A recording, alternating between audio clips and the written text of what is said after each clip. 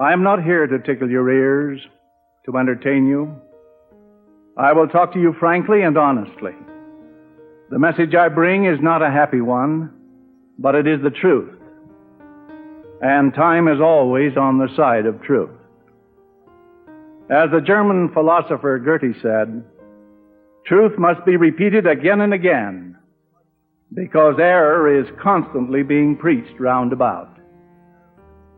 I realize that the bearer of bad news is always unpopular. As a people, we love sweetness and light, especially sweetness. Those who will learn nothing from history are condemned to repeat it. This we are doing in the Americas today. George Washington stated, "Truth will ultimately prevail where there are pains taken to bring it to light." To bring the truth to light is our challenge, this day and every day. "And ye shall know the truth, and the truth shall make you free." We are fast approaching that moment prophesied by Joseph Smith when he said, "Even this nation will be on the very verge of crumbling to pieces and tumbling to the ground. And when the Constitution is upon the brink of ruin, this people will be the staff upon which the nation shall lean. And they shall bear the Constitution away from the very verge of destruction." We have moved a long way and are now moving further and more rapidly down the soul-destroying road of socialism. The evidence is clear, shockingly clear, for all to see. As an independent American for constitutional government, I declare that first, I believe that no people can maintain freedom unless their political institutions are founded upon faith in God and belief in the existence of moral law. Second, I believe that God has endowed men with certain unalienable rights, as set forth in the Declaration of Independence, and that no legislature and no majority, however great, may morally limit or destroy these. That the sole function of government is to protect life, liberty, and property, and anything more than this is usurpation and oppression. A critic from Washington, D.C., claimed that a person who serves in a church capacity should not comment on such matters. He charged that the separation of church and state requires that church officials restrict their attention to the affairs of the church. I, of course, also believe that the institutions of church and state should be separated. But I also do not agree that spiritual leaders cannot comment on basic issues which involve the very foundation of American liberty. In fact, if this were true, we would have to throw away a substantial part of the Bible. Speaking out against immoral or unjust actions of political leaders has been the burden of prophets and disciples of God from time immemorial. It was for this very reason that many of them were persecuted. Some of them were stoned, some of them were burned, many were imprisoned. Nevertheless, it was their God-given task as watchmen on the towers to speak up. It is certainly no different today. To Moses, God said, "Proclaim liberty throughout all the land, unto all the inhabitants thereof." Why? For God knows full well that the gospel, His plan for the blessing of His children, can prosper only in an atmosphere of freedom. To modern men, God has said, the Constitution should be maintained for the rights and protection of all flesh. I feel it is always good strategy to stand up for the right, even when it is unpopular. Perhaps I should say especially when it is unpopular. Will we be prepared? Will we be among those who will bear the Constitution away from the very verge of destruction? If we desire to be numbered among those who will, here are some of the things we must do. First, we must be righteous and moral. We must live the gospel principles, all of them. We have no right to expect a higher degree of morality from those who represent us than what we ourselves are. To live a higher law means we will not seek to receive what we have not earned by our labor. It means we will remember that government owes us nothing. It means we will keep the laws of the land. It means we will look to God as our lawgiver and the source of our liberty. 2, we must learn the principles of the Constitution and then abide by its precepts.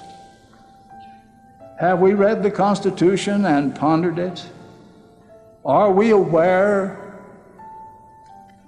of its principles? Could we defend it? Can we recognize when a law is constitutionally unsound?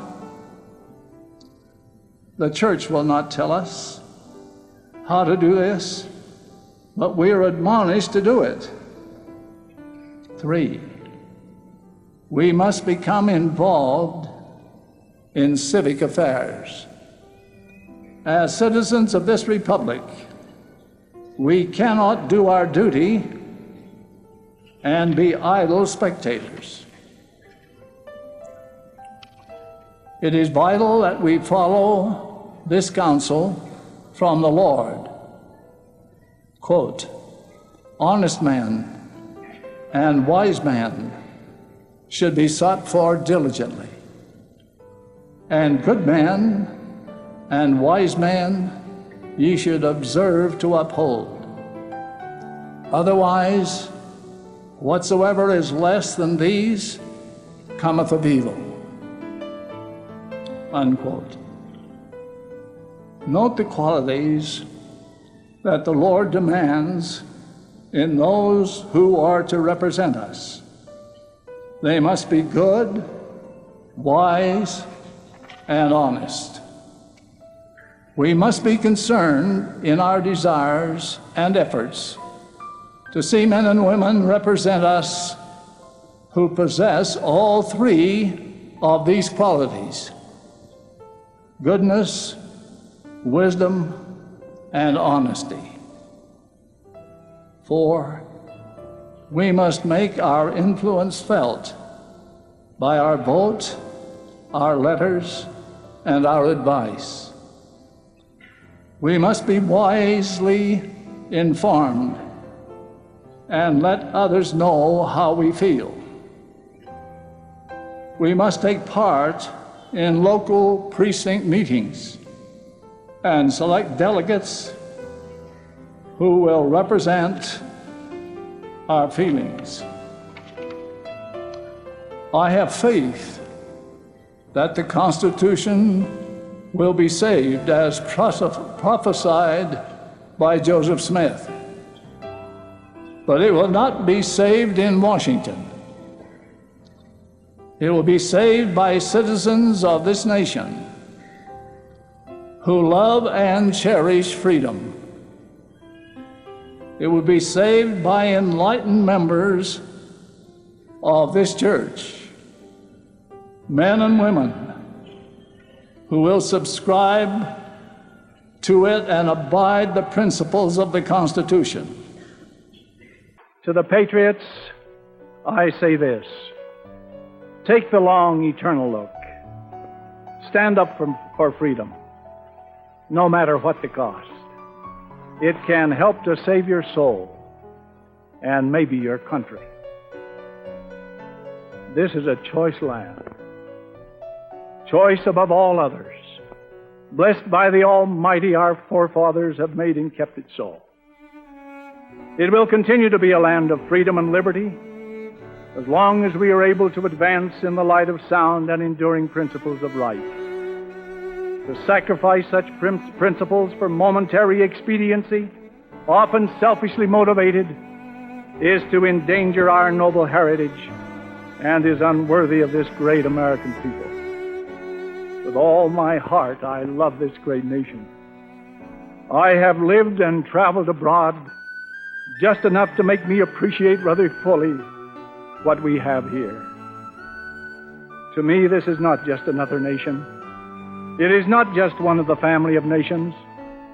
This is a nation with a great mission to perform for the benefit of liberty-loving people everywhere. It is my firm conviction that the Constitution of this land was established by men whom the God of heaven raised up unto that very purpose. This is part of my religious faith. The days ahead are sobering and challenging, and will demand the faith, prayers, and loyalty of every American. As the ancient apostle declared, the night is forspent, the day is at hand. Let us therefore cast off the works of darkness, and let us put on the armor of light. May God give us the wisdom to recognize the dangers of complacency, the threat to our freedom, and the strength to meet this danger courageously. Our challenge is to keep America strong and free, strong socially, strong economically, and above all, strong spiritually, if our way of life is to endure. There is no other way. Only in this course is there safety for our nation. In this mighty struggle, each of you has a part. Every person on the earth today chose the right side during the war in heaven. Be on the right side now. Stand up and be counted. If you get discouraged, remember the words of Edward Everett Hale when he said, "I am only one, but I am one. I can't do everything, but I can do something. What I can do, that I ought to do. And what I ought to do, by the grace of God, I shall do." And this is my prayer for you this day. May God bless all of you, each and every one. Thank you very much.